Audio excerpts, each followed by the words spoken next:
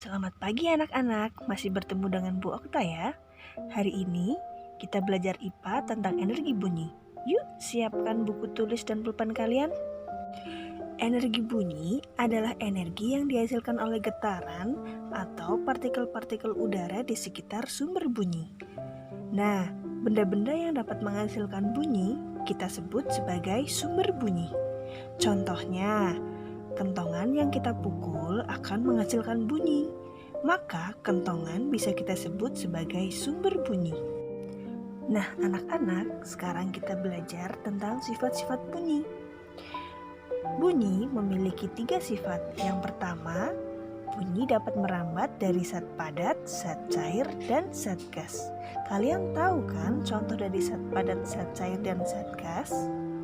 Nah, ternyata tidak hanya itu.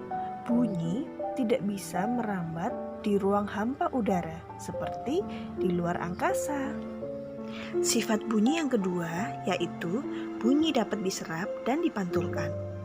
Jika bunyi mengenai benda yang keras seperti dinding, maka bunyi akan dapat dipantulkan. Namun, bila bunyi mengenai benda yang lunak, seperti sofa, gabus, maka bunyi akan diserap. Sifat bunyi yang ketiga yaitu bunyi memiliki getaran atau yang sering kita sebut sebagai amplitudo. Tahukah kamu, berdasarkan frekuensinya, bunyi kita bedakan menjadi 3. Yang pertama ada infrasonik.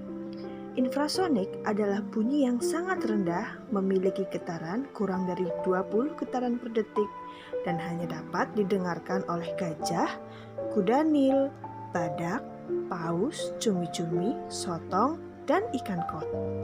Yang kedua, ada audiosonik. Audiosonik memiliki getaran 20 hingga 20.000 getaran per detik. Audiosonik bisa didengar oleh manusia.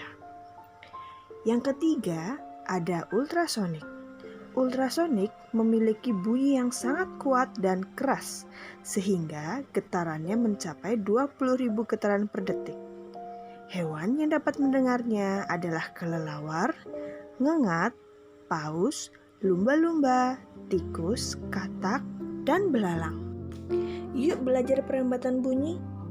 Kecepatan perambatan bunyi sering disebut sebagai cepat rambat bunyi. Cepat rambat bunyi memiliki manfaat. Yang pertama, cepat rambat bunyi biasanya dimanfaatkan oleh para nelayan agar para nelayan mengetahui siang dan malam hari. Yang kedua, dengan adanya cepat rambat bunyi, kita bisa mendengar lebih jelas saat malam hari karena kerapatan udaranya lebih baik dibandingkan dengan siang hari. Sekarang kita belajar mengenai manfaat gelombang ultrasonik. Yang pertama, gelombang ultrasonik dimanfaatkan sebagai pembuatan kacamata tunanetra. Yang kedua, digunakan untuk mengukur kedalaman laut.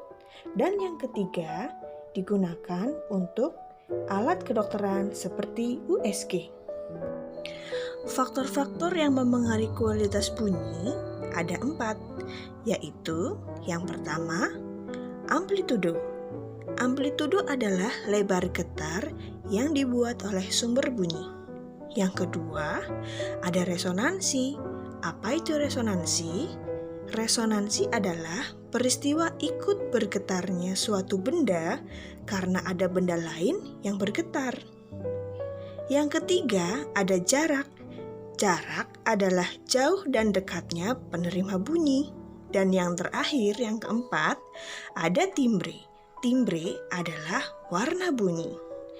Nah, kita sedikit banyak sudah belajar mengenai apa itu energi bunyi dan faktor-faktor yang memengaruhinya. Jangan lupa untuk mencatat hal-hal yang menurut kalian penting di buku tulis kalian ya. Nah, untuk itu, sekian pelajaran dari Bu Okta. Tetap jaga kesehatan, tetap jaga protokol kesehatan.